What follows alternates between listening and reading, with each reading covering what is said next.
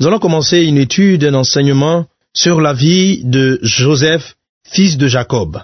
Nous allons faire cet enseignement en deux parties. Aujourd'hui, nous étudierons la première partie. Première partie que j'ai intitulée « S'il te plaît, ne t'arrête pas chez Potiphar ».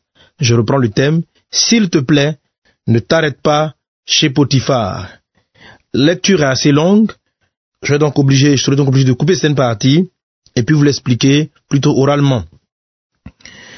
Notre première lecture, nous la faisons dans le livre de Genèse, au chapitre 37, à partir du verset 1. Jacob demeura dans le pays de Canaan où avait séjourné son père. Voici la postérité de Jacob. Joseph, âgé de 17 ans, faisait paître le troupeau avec ses frères. Cet enfant était auprès des fils de Bila et des fils de Zilpa, femme de son père. Et Joseph rapportait à leur père leurs mauvais propos. Israël aimait Joseph plus que tous ses autres fils, parce qu'il l'avait eu dans sa vieillesse, et il lui fit une tunique de plusieurs couleurs. Ses frères virent que leur père l'aimait plus que tous, et ils le prirent en haine. Ils ne pouvaient lui parler avec amitié. Joseph eut un songe, et il le raconta à ses frères, qui le haïrent encore davantage. Il leur dit, « Écoutez donc ce songe que j'ai eu. Nous étions alliés des gerbes au milieu des champs, et voici ma gerbe se leva et se tint debout, et vos gerbes l'entourèrent et se prosternèrent devant elle. » Ses frères lui dirent, « Est-ce que tu régneras sur nous? Est-ce que tu nous gouverneras? » Et ils le haïrent encore davantage à cause de ses songes et à cause de ses paroles. Il eut encore un songe, et il le raconta à ses frères. Il dit, « J'ai eu un songe, et voici le soleil, la lune et 11 étoiles se prosternaient devant moi. » Il le raconta à son père et à ses frères. Son père le réprimanda et lui dit, « Que signifie ce songe que tu as eu? Faut-il que nous venions, moi, ta mère et tes frères, nous prosterner en terre devant toi? » Ses frères eurent de l'envie contre lui, mais son père garda le souvenir de ces choses. Les frères de Joseph étant allés à Sichem pour faire paître le troupeau de leur père, Israël dit à Joseph, « Tes frères ne font-ils pas paître le troupeau à Sichem? Viens, je veux t'envoyer vers eux. » Et il répondit, « Me voici. » Israël lui dit, « Va, je te prie, et vois si tes frères sont en bonne santé, et si le troupeau est en bon état, et tu m'en rapporteras des nouvelles. » Il envoya ainsi de la vallée d'Hébron, et Joseph alla à Sichem. Allons en Genèse le chapitre 39, à partir du verset 1. On fit descendre Joseph en Égypte, et Potiphar, officier de Pharaon, chef des gardes égyptiens, l'acheta des Ismaélites qu'il y avait fait descendre. L'Éternel fut avec lui, et la prospérité l'accompagna. Il habitait dans la maison de son maître l'Égyptien. Son maître vit que l'Éternel était avec lui, et que l'Éternel faisait prospérer entre ses mains tout ce qu'il entreprenait. Joseph trouva grâce aux yeux de son maître, qui l'employa à son service, l'établit sur sa maison et lui confia tout ce qu'il possédait. Dès que Potiphar lui établit sur sa maison et sur tout ce qu'il possédait, l'Éternel bénit la maison de l'Égyptien à cause de Joseph, et la bénédiction de l'Éternel fut sur tout ce qui lui appartenait, soit à la maison, soit au champ. Il abandonna aux mains de Joseph tout ce qui lui appartenait, et il n'avait avec lui d'autre soin que celui de prendre sa nourriture. Or, Joseph était beau de taille et beau de figure. Après ces choses, il arriva que la femme de son maître porta les yeux sur Joseph et dit, « Couche avec moi. » Il refusa et dit à la femme de son maître, « Voici mon maître ne prend avec moi connaissance de rien dans la maison, et il a remis entre mes mains tout ce qui lui appartient. Il n'est pas plus grand que moi dans cette maison, et il ne m'a rien interdit, excepté toi, parce que tu es sa femme. Comment ferais-je un aussi grand mal, et pécherais-je contre Dieu? » Quoiqu'elle parlât tous les jours à Joseph, il refusa de coucher auprès d'elle, d'être avec elle. Un jour qu'il était entré dans la maison pour faire son ouvrage, et qu'il n'y avait là aucun des gens de la maison, elle le saisit par son vêtement en disant, « Couche avec moi. » Il lui laissa son vêtement dans la main et s'enfuit au dehors. Lorsqu'elle vit qu'il lui avait laissé son vêtement dans la main et qu'il s'était enfui dehors, elle appela les gens de sa maison et leur dit, « Voyez, il nous a amené un Hébreu pour se jouer de nous. Cet homme est venu vers moi pour coucher avec moi, mais j'ai crié à haute voix. Et quand il a entendu que j'élevais la voix et que je criais, il a laissé son vêtement à côté de moi et s'est enfui dehors. » Elle posa le vêtement de Joseph à côté d'elle, jusqu'à ce que son maître rentrât à la maison.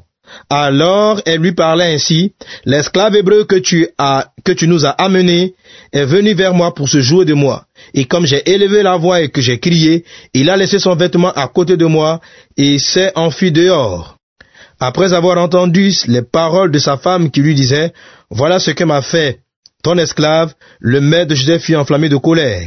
Il prit Joseph et le mit dans la prison, dans le lieu où les prisonniers du roi étaient enfermés. Il fut là en prison.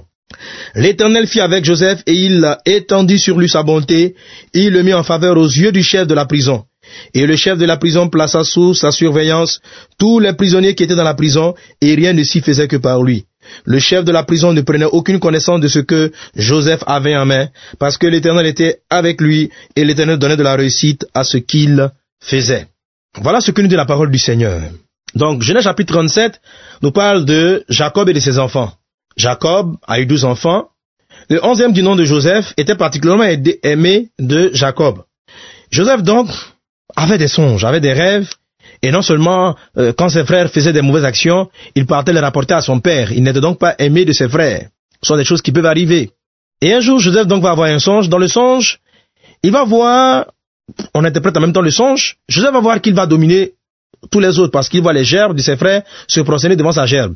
Ses frères interprètent le songe en lui disant, veux-tu dire par là que tu vas régner sur nous, tu vas nous gouverner. Il a encore un second songe où il voit la lune, le soleil, les étoiles, et 11 étoiles, se prosterner devant lui. Il raconte ça à son père qui dit, c'est quel genre de songe? Veux-tu dire que tu vas nous commander tous? Ses frères le haillaient davantage. Un jour qu'ils étaient dans une région pour aller paître le troupeau, le père de Joseph, Jacob, va envoyer Joseph pour aller prendre de leurs nouvelles. Et Joseph donc va aller voir ses frères. Les ayant trouvés, ceux-ci vont décider de lui faire du mal. En fait, ils l'ont vu arriver de loin et ils ont comploté pour le tuer. Mais lorsqu'ils vont arriver sous l'intervention de certains frères de Joseph, de Ruben particulièrement, Joseph ne sera pas mis à mort, mais plutôt vendu comme esclave. Et il sera emmené en Égypte chez Potiphar, qui était un garde de Pharaon, le chef des gardes de Pharaon. Le thème de notre message, comme je le disais avant la lecture, c'est s'il te plaît, ne t'arrête pas chez Potiphar.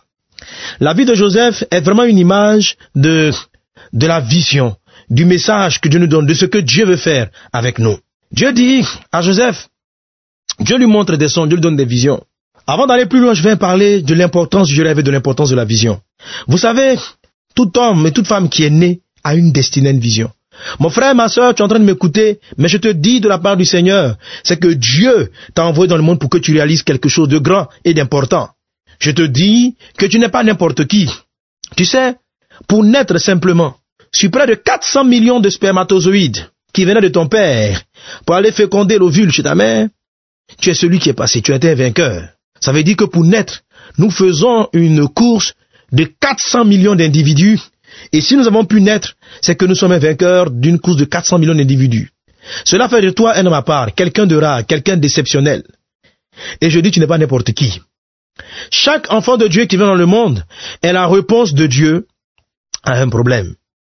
Et ta vie est la réponse de Dieu à un problème. Tu as une grande destinée. Au travers de toi, le Seigneur veut réaliser de grandes choses. Au travers de toi, le Seigneur veut faire quelque chose d'unique. Vous savez, nous avons été tous créés à l'image de Dieu. Ne croyons pas que sur la terre, on a fini de tout faire. Il y a des hommes qui ont été créés pour inventer. Il y a des hommes qui ont été créés pour manifester une telle activité sociale que beaucoup de gens seront sauvés de la famine, de la faim et de beaucoup de déboires. Il y a des gens qui sont la solution sur le plan musical. Il y a des gens qui sont la solution sur le plan social, sur le plan médical, ainsi de suite, ainsi de suite, ainsi de suite. Sur le plan politique aussi, il y a des hommes qui sont la solution. Nelson Mandela est une personne, Dieu a permis qu'il vienne. Il est la réponse aux pleurs des Sud-Africains noirs qui criaient et qui pleuraient sous le joug de l'apartheid. Dieu a suscité un homme pour les délivrer. Chaque homme qui vient dans ce monde est la réponse de Dieu à un problème. Durant toute ta vie, Satan va essayer de t'arrêter. La première des choses que l'ennemi fait pour arrêter les hommes, c'est de faire tout afin qu'il n'ait pas de rêve, qu'il n'ait pas de vision. La destinée est marquée par le fait d'avoir une vision. Il faut avoir un rêve. Lorsque vous lisez le livre de Actes chapitre 2, le Seigneur dit, en parlant de la venue du Saint-Esprit, lorsque l'apôtre Pierre était en train d'expliquer que c'était le Saint-Esprit qui était sur eux, il dit, n'est-il pas écrit dans le livre de Joël, que le Saint-Esprit viendra, vos fils et vos filles auront des songes, auront des visions, ils prophétiseront. Notez bien ceci, il a dit que le Saint-Esprit va aussi produire des songes et des visions. Lorsque nous sommes régénérés par le Saint-Esprit, Dieu nous donne une vision. Quelque chose que nous devons réaliser. Et le Seigneur montrait ici à Joseph qu'il allait nourrir ses frères. En fait, la vision de voir les gerbes de ses frères se prosterner devant lui, sa gerbe, c'est la vision de dire, sur le plan nourriture, alimentation, tu vas les nourrir. De voir sa lumière briller plus que la lumière du soleil pour dire, ta gloire sera plus grande que la gloire de ton père, de tes frères. Sur le plan humain, sur le plan terrestre. Car sur le plan spirituel, Jacob est reconnu comme étant plus grand. Car on parle du Dieu d'Abraham, d'Isaac et de Jacob. Mais sur le plan humain, la gloire de Joseph a été plus grande. C'est pourquoi le soleil et la lune, astres qui éclairent la terre, se soumettent à lui. Joseph va donc avoir ses songes, ses visions qu'il va aider. Un homme doit avoir un rêve. Il faut avoir un rêve. Il faut avoir quelque chose qui dans ta vie marque et tu sais que tu vas atteindre. Bien sûr, pas un cauchemar, pas des cauchemars. Il faut avoir un rêve, quelque chose de positif, quelque chose de glorieux, quelque chose que le Saint-Esprit seul est capable de te donner. Parce que si le Saint-Esprit ne te donne pas la vision, même si tu l'as étant païen, elle n'est pas régénérée par la puissance de Dieu pour être pure et saine. Et non seulement ça, après avoir réalisé ta destinée sur la terre, tu mourrais, tu partiras en enfer. À quoi cela aura donc dit servi? Voilà donc ce que fait Dieu. Dieu va donc parler à Joseph qui va avoir un songe. Dès qu'il va avoir le songe, dès qu'il va commencer à rêver, le diable va s'élever contre lui. Le jour où vous allez avoir un rêve, vous allez avoir un songe, Satan va directement s'élever contre votre vie. Ça peut être aussi le jour où quelqu'un viendra sur vous et vous annoncera une prophétie. Le jour où les mages sont arrivés pour voir Jésus et que le roi Hérode a su leur présence, en même temps, le diable s'est levé pour faire tuer Jésus. Quand le diable sait que quelqu'un de grand arrive, quand le diable commence à réaliser que vous savez que vous avez une destinée, quand vous réalisez que vous êtes quelqu'un d'important, Satan va toujours s'élever contre vous. Parce qu'il doit vous arrêter absolument. Mais le diable n'est pas capable d'arrêter un enfant de Dieu. Parce que Dieu sait toujours de ce que le diable fait pour attirer sa gloire. Si les frères de Joseph n'étaient pas là, Joseph ne serait jamais arrivé en Égypte, où après, il allait sauver ses parents. Joseph va donc recevoir son songe et ses frères vont décider de le tuer. Quand vous avez un rêve, l'ennemi va essayer de vous arrêter. Ses frères vont donc le prendre, ils vont le jeter et il va se retrouver chez Potiphar. Le but de notre exhortation aujourd'hui, c'est de dire, s'il te plaît, ne t'arrête pas chez Potiphar. Joseph a donc été rejeté. Joseph a donc été humilié. Mais il va arriver chez Potiphar. Et chez Potiphar, il va vivre une situation. Chez Potiphar, c'est le symbole de la gloire qui précède la vraie gloire. Potiphar, c'est la gloire, je peux l'appeler aussi la pré-gloire. Une première gloire que vous rencontrez, qui n'est pas la gloire réelle de votre destinée, de ce que Dieu veut réaliser avec vous. Il y a beaucoup de gens qui s'arrêtent qui perdent la vision, lorsque le diable vient s'opposer à eux pour les jeter dans le trou, pour les jeter en prison. Pour les jeter dans le trou, déjà ils sont découragés. Joseph ne s'est pas découragé. Lorsqu'il est arrivé chez Potiphar, il a commencé à travailler honnêtement. Et son travail a été béni. La première des choses qui arrête chez Potiphar, ce sont les plaintes et les murmures des gens. Beaucoup de gens n'atteignent pas leur destinée parce que, au lieu de penser à ce que Dieu veut réaliser avec eux, ils ne passent leur temps qu'à se lamenter sur les souffrances de leur vie. Combien de gens de femmes et d'hommes ne continuent qu'à pleurer pour dire mon mari m'a abandonné, mes parents ne se sont pas occupés de moi. Au lieu de faire ce qui est devant eux et d'agir, ils ne passent leur temps qu'à se morfondre sur leurs blessures et sur les états intérieurs de leur cœur. Joseph a considéré la nouvelle destinée qui lui était adressée, la nouvelle voie que le Seigneur ouvrait devant lui, et Joseph s'est mis à travailler. Joseph va travailler et tout ce qu'il va toucher sera béni. Tout ce qu'il va toucher sera béni. Potiphar va donc constater d'une petite portion de plantation qu'il va laisser à Joseph, dont il constatera les récoltes. Il va lui confier encore de plus grandes choses. Et quelque temps après, Joseph va se retrouver être le gouverneur de la maison de Potiphar, celui qui remplace Potiphar, celui qui est après Potiphar c'est lui. Joseph va prendre la gestion. Et en ce temps-là, et même peut-être même avant cela, Joseph ne devait sûrement plus avoir sur lui des chaînes aux pieds. Il aurait pu, avec toute la liberté dont il jouissait, prendre un chameau ou un cheval ou un âne et dire, ici, même si j'ai tout ce que je veux, je suis quand même un esclave. Je vais fuir et retourner dans ma famille, chez mes parents. Joseph ne l'a pas fait. Il a gardé l'importance de la destinée. Mon frère, s'il te plaît, ne t'arrête pas chez Potiphar. T'arrêter chez Potiphar aussi, c'est ça. T'arrêter chez Potiphar, c'est à un moment donné d'oublier ce pourquoi le Seigneur t'a envoyé. C'est à un moment donné de croire que l'Éternel n'est plus au contrôle. Dieu est au contrôle. Dieu est au contrôle. Joseph pouvait se poser la question, mais Dieu m'a dit que je vais régner sur mes parents. Dieu m'a dit que je vais régner sur ma famille. Mais étant en Égypte, comment est-ce que je peux régner sur ma famille? Comment? Joseph pouvait se poser cette question. Mais il a fait ce qui était devant lui. Vous savez, Dieu vous montre la vision, mais quelquefois il ne vous montre pas comment vous allez atteindre la vision. Il y a une seule chose que vous devez garder, c'est ce que Joseph a fait sur le chemin de sa destinée, sur le chemin de sa vision, l'intégrité, le caractère chrétien. Le thème de s'il te plaît ne s'arrête pas chez Potiphar. Vous parlez de votre état de cœur, de ce qui est capable de vous arrêter sur le chemin de votre destinée. Ma soeur, mon frère, tu n'as pas le droit de t'arrêter sur le chemin de ta destinée. Il y a trop d'hommes et de femmes qui dans ce monde d'enfants qui comptent et qui attendent la manifestation de ton ministère. Si tu t'arrêtes et si tu te tais, si tu meurs parce que les gens t'ont persécuté, si tu meurs parce que tes parents t'ont abandonné, si tu ne passes ton temps qu'à pleurer, au lieu de relever les yeux et de te dire que tout ce qui t'arrive a été permis par Dieu, si tu continues à pleurer, à te morfondre, plusieurs vont mourir, plusieurs ne seront pas sauvés. Vous savez, il y a des circonstances qu'on ne crée pas nous-mêmes. On ne peut pas choisir nos parents, on ne choisit pas l'endroit où on est, on ne choisit pas l'état financier de notre famille.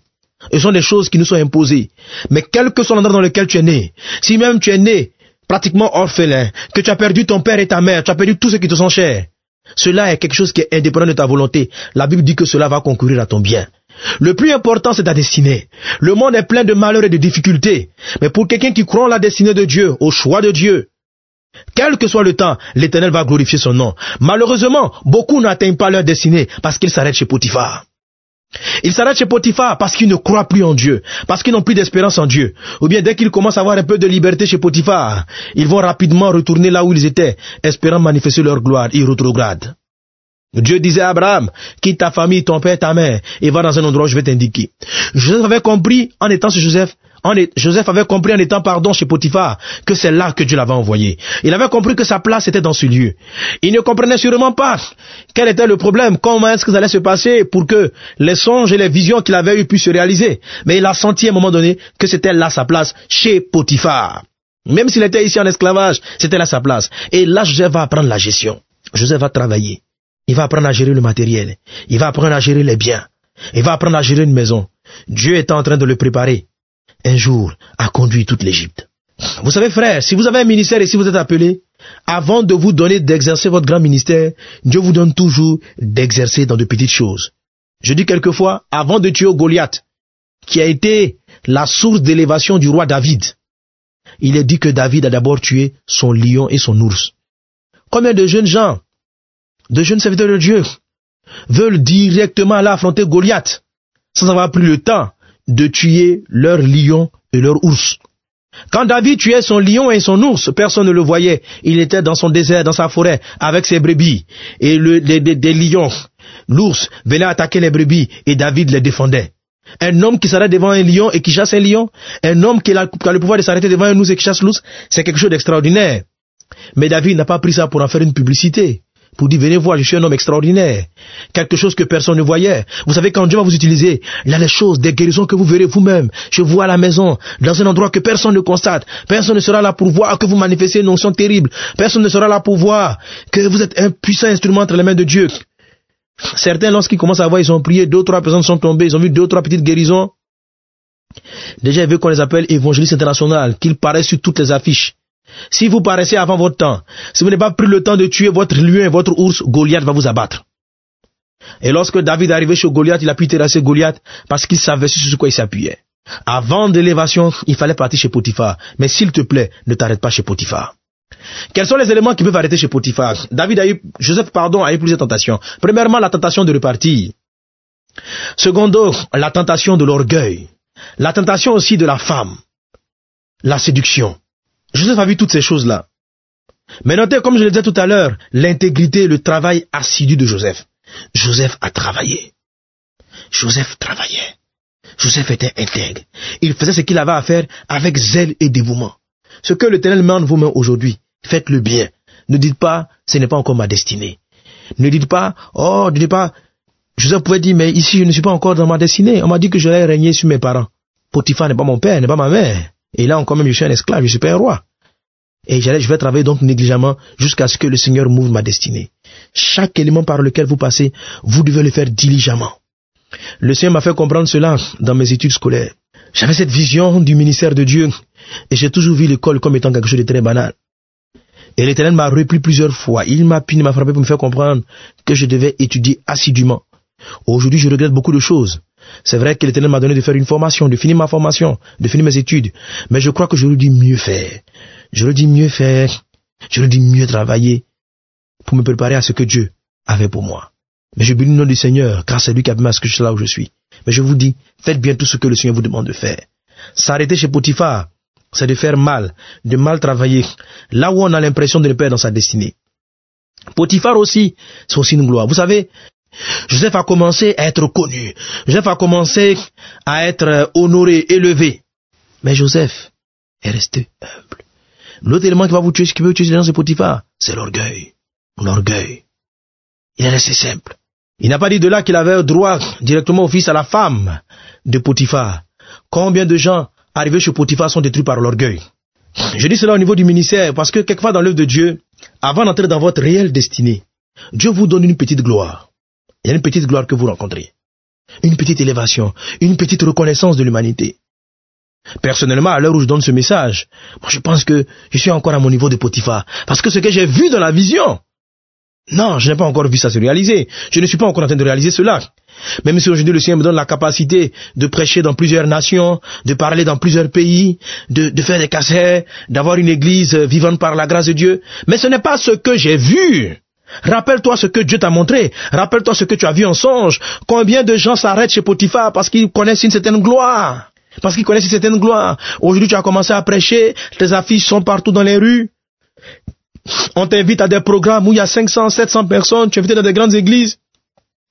Quelqu'un a payé ton billet d'avion, tu es arrivé en Europe, tu as prêché dans 2 ou 3 églises. Ces jeunes, ces hommes pensent qu'ils sont arrivés. Ils sont arrivés.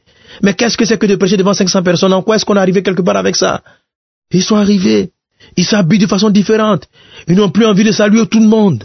Ils se croient supérieurs à tout le monde. Cela est dommage. S'il te plaît, mon frère, ne t'arrête pas chez Potiphar. S'il te plaît, ne t'arrête pas chez Potiphar. S'il te plaît, ne t'arrête pas chez Potiphar. Ce que le Seigneur a prévu pour toi, ce n'est pas la gloire que tu es en train de connaître maintenant. Ne t'enorgueille pas et ne lève pas ton cœur dans ce que tu es en train de voir. S'il te plaît, je dis s'il te plaît, ne t'arrête pas chez Potiphar. Ta destinée est trop grande pour qu'aujourd'hui, avec les miettes de bénédiction, même si cela est supérieur à tes autres semblables, mais avec les miettes de bénédiction comparativement à ce que Dieu a prévu pour toi, tu n'as pas le droit de tomber dans l'orgueil, tu n'as pas le droit de t'enfler d'orgueil, et tu n'as pas le droit de t'arrêter chez Potiphar. Ce n'est qu'une gloire qui précède ta véritable destinée, ce n'est qu'une gloire qui précède ce à quoi Dieu t'appelle, et tu sais ce que le Seigneur t'a montré. Ton message doit être annoncé au monde entier.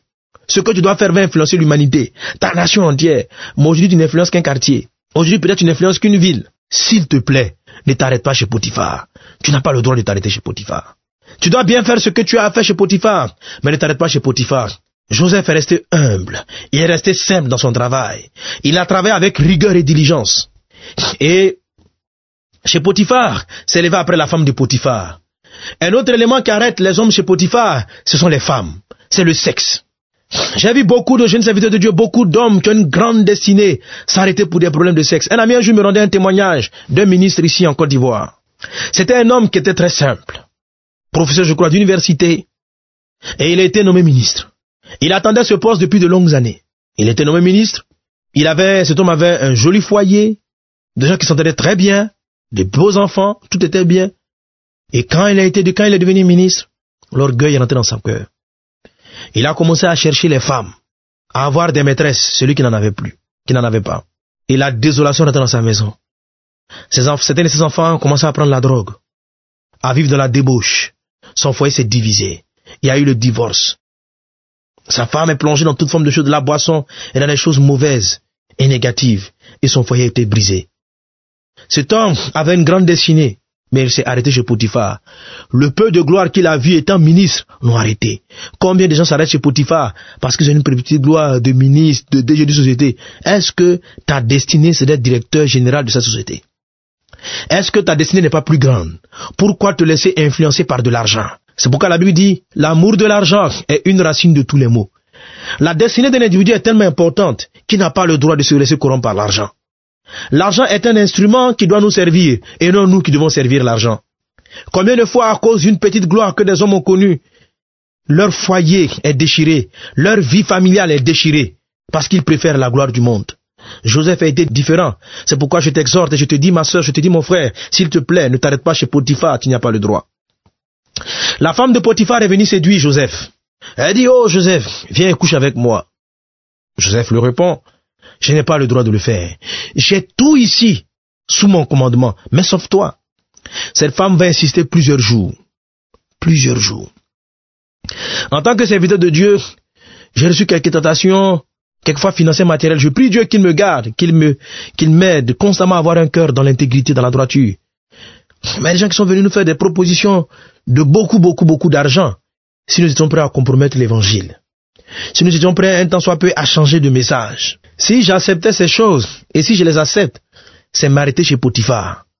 Et, vous savez, aujourd'hui, il y a des hommes qui se baladent sur la terre, qui se baladent dans le monde, certaines sectes, qui viennent et qui rencontrent des pasteurs, parce que vous avez un avenir brillant, ils rentrent dans votre église, ils sont capables de vous financer avec des moyens extraordinaires, et quand tu les vois arriver, tu vois que ton niveau de vie passe à un niveau supérieur. Ou bien des ministères qui viennent de l'étranger, qui vous promettent, vous dire, pasteur, voilà, nous sommes un ministère étoilé aux États-Unis, installé en Europe, installé dans tel endroit, nous sommes prêts à soutenir, nous croyons en ta vision, et par mois, ils commencent à vous envoyer des sommes colossales, choses que vous ne pouvez même pas imaginer. Alors là, vous commencez à prendre l'habitude, vous mettez vos enfants dans les meilleures écoles, vous pouvez vous permettre d'effectuer les voyages que vous souhaitez partout. Et puis ces hommes-là arrivent à un moment donné, ils viennent vous dire, pendant que vous avez pris de bonnes habitudes, pendant que vous roulez dans une grosse voiture, pendant que votre maison est climatisée, vos chambres sont climatisées, vous vivez dans le luxe, ils viennent vous dire, oh, pasteur, est-ce que, tu sais, nous, dans notre groupe, on n'aime pas toute doctrine, on n'aime pas cette doctrine, il ne faut pas trop dire que Jésus est Dieu. Il est juste le Fils de Dieu, il est comme un ange, on n'annonce plus qu'il est Dieu. Et si vous dites que non, vous ne voulez pas, vous voulez continuer à prêcher l'évangile de droit, il dit, mais si vous le faites, nous serons obligés d'arrêter avec vous, de ne plus vous financer. Et beaucoup de pasteurs acceptent de se compromettre. Beaucoup de pasteurs acceptent de brader l'évangile pour avoir de l'argent. Ces hommes se sont arrêtés chez Potiphar. Oh, homme de Dieu, qui que tu sois, là où tu m'entends, s'il t'a arrêté chez Potiphar, entends ce message. S'il te plaît, ne t'arrête pas chez Potiphar. Reviens à l'évangile droit du Seigneur. Ces hommes ont compromis l'évangile pour de l'argent. Ces hommes ont compromis l'évangile pour des femmes. Des femmes ou des hommes leur proposent, si tu sors avec moi, si tu vis avec moi, je te donnerai de l'argent, tu pourras bien faire ton ministère. Je connais des jeunes serviteurs de Dieu qui ont accepté d'avoir une vie d'adultère parce que ces femmes étaient capables de leur donner des dîmes et de l'argent de façon extraordinaire. Et avec cet argent, ils ont commencé à organiser des croisades, des programmes, des grandes réunions qui ont drainé du monde. Même si ces hommes arrivent à drainer du monde dans leur programme, en fait, ils se sont arrêtés chez Potiphar. Parce que s'ils sont capables de parler aujourd'hui à 1000, 2000, 3000 personnes, c'est que s'ils ne s'arrêtaient pas chez Potiphar, ils auraient parlé peut-être à 1 million de personnes au travers de leur message et de la grâce que Dieu aurait manifestée dans leur vie. S'il te plaît, mon frère, ne t'arrête pas chez Potiphar. Le sexe est une des choses qui arrête les gens chez Potiphar. La gloire, lorsque vous paraissez, lorsque les gens vous connaissent, les femmes viennent de partout pour vous proposer de sortir avec elles, de coucher avec elles, ou bien les hommes viennent vous séduire si vous êtes une femme. S'il te plaît, ne t'arrête pas chez Potiphar. La femme de Potiphar est venue. Joseph aurait pu se dire, oh, si je couche avec cette femme, qui va apprendre? Bien sûr, ce n'est pas Madame Potiphar qui serait partie dire à son mari, chérie, Joseph a couché avec moi. Sûrement que personne ne l'aurait su. Si Joseph sortait avec Madame Potiphar, personne ne l'aurait su. Elle serait laissée quelque chose de secret. La femme étant avec son mari, c'est son mari qui était le chef. Elle n'aurait jamais souhaité être envoyée traitée d'adultère. Donc si Joseph avait une relation avec elle, ça allait être une relation des plus secrètes. Mais Joseph a préféré garder la crainte de Dieu. Il a dit à cette femme, je ne pécherai pas contre Dieu. Malgré la souffrance, je n'ai pas dit, Seigneur, si j'ai beaucoup souffert dans la vie. Aujourd'hui, je commence à connaître une gloire. Aujourd'hui, je commence à être élevé. Si je refuse de sortir avec cette femme, qu'elle commence à être méchante avec moi dans la maison, qu'elle commence à raconter n'importe quoi à son mari, je vais perdre l'honneur que j'ai dans cette maison. Joseph a préféré sacrifier l'honneur qu'il avait que de pécher. Que de pécher. Parce qu'il sûrement devait se douter que s'il continuait à refuser de sortir avec cette femme, elle allait commencer à lui créer des misères. Elle allait commencer à s'opposer à lui. Peut-être qu'il ne pensait pas qu'elle allait aller jusqu'à mentir qu'il essayait de la violer. Mais elle pouvait parler auprès de son mari et faire en sorte que Joseph perde tous les privilèges qu'il avait. Mais Joseph a préféré garder l'intégrité, la foi en Dieu. Oh, je t'en prie ma soeur, je t'en prie mon frère, si tu entends ce message, s'il te plaît, ne t'arrête pas chez Potiphar. Joseph a gardé l'intégrité, Joseph a gardé la droiture, il ne s'est pas laissé corrompre par l'argent, il ne s'est pas laissé corrompre par l'élévation qu'il avait acquise chez Potiphar, fruit de son travail, de son zèle, de sa consécration, fruit de ce qu'il avait compris l'importance de la destinée. Mais Joseph est resté droit, et sa droiture lui a valu d'aller en prison, car la femme a menti sur lui, disant que cet homme a essayé de la violer. Et Joseph va se retrouver donc en prison, à cause de sa foi, à cause de son amour. Il ne s'est pas arrêté chez Potiphar. Et c'est de cette prison que Dieu va le visiter et que Joseph va se retrouver au sommet du royaume le plus puissant dans le monde à cette époque. Et à partir de là, ses parents, sa famille seront sauvés. Ma sœur, mon frère, tu as une grande destinée. Avant d'entrer dans le plan final de Dieu pour toi, tu connaîtras la gloire de Potiphar. Chez Potiphar, tu devras travailler avec beaucoup de zèle et d'intégrité. Tu devras garder la foi, l'intégrité. Le diable va te proposer de maintenir cette gloire, entre guillemets, potipharesque, de maintenir cette gloire si tu pèches, de te l'offrir si tu pèches. Et puis, combien d'avantages Joseph aurait eu s'il commettait l'adultère avec la femme. Elle n'aurait pas dit à son mari, il serait protégé. Et puis non seulement il avait la grâce du mari, mais il aurait encore la bénédiction et la grâce de la femme. Il avait tout. Mais Joseph s'est souvenu de son alliance avec Dieu. Il a gardé l'intégrité. C'est ce qui fait de Joseph un homme de Dieu. Sur le chemin de votre destinée, vous rencontrerez toujours Potiphar. Sur le chemin de votre destinée, un jour vous arriverez chez Potiphar. Il y a une première gloire que vous allez rencontrer. Comment est-ce que vous allez vous comporter là? Quelque chose, un résultat du fruit de votre travail. Et vous serez prêt à la perdre. Un jour, Satan va venir et vous pourrez perdre toute cette gloire qui est le fruit de votre travail. Parce que si Joseph était devenu chef chez Potiphar, c'est le fruit de son travail et de la grâce de Dieu dans sa vie. Et vous pourrez dire, mais cette femme-là est capable de détruire tout ce que j'ai eu en un jour. Je préfère pécher pour conserver ma gloire que de tout perdre. Joseph a préféré garder l'intégrité, se souvenant que même s'il travaillait avec diligence et zèle, même si tout ce qu'il touchait était béni, il savait que ces choses étaient bénies parce que la grâce de Dieu était avec lui. Il a préféré garder la grâce de Dieu, la présence de Dieu dans sa vie, que de compromettre le message de l'évangile. S'il te plaît, ne t'arrête pas chez Potiphar. Tel est le message que je voulais partager avec toi aujourd'hui, mon frère, ma sœur. Tel est le message que je voulais partager avec vous, hommes de Dieu, femmes de Dieu. Nous tous, ne nous arrêtons pas chez Potiphar, mais allons droit vers la destinée de Dieu. Quel que soit le prix à payer, ce que Dieu a dit finira toujours par arriver. Si Joseph n'était pas en prison, il n'allait pas devenir roi. Que Dieu vous bénisse et que la grâce du Seigneur soit avec vous. Nous allons baisser les têtes, fermer les yeux, nous allons prier en fonction de ce message. Père céleste, Dieu vivant, je prie afin que, ô Dieu, ta parole fasse un effet dans nos vies. Que dans un premier temps, tu accordes à tous tes enfants qui entendent ce message une vision. Je sais qu'ils ont une vision, mais plusieurs ne la connaissent pas, ne la savent pas, n'ont pas encore eu la révélation de leur vision. Dieu, toi-même révèle-toi à eux. Je prie afin que lorsque tu vas te révéler à eux, qu'ils aient la force de vaincre l'ennemi, le diable, qu'ils ne se laissent pas intimider par le diable, qui a été symbolisé ici par les frères de Joseph. Et lorsqu'ils se retrouveront chez Potiphar, donne-leur de travailler avec diligence, donne-leur de faire bien leur travail, mais de toujours se souvenir que c'est par ta grâce. Seigneur Dieu Tout-Puissant, que cette parole soit dans le cœur de tes enfants. Béni sois-tu pour ta grâce divine, béni sois-tu pour ton Esprit Saint, car tu agis en nous, et tu nous aides à ne pas nous arrêter chez Potiphar, au nom de Jésus. Amen.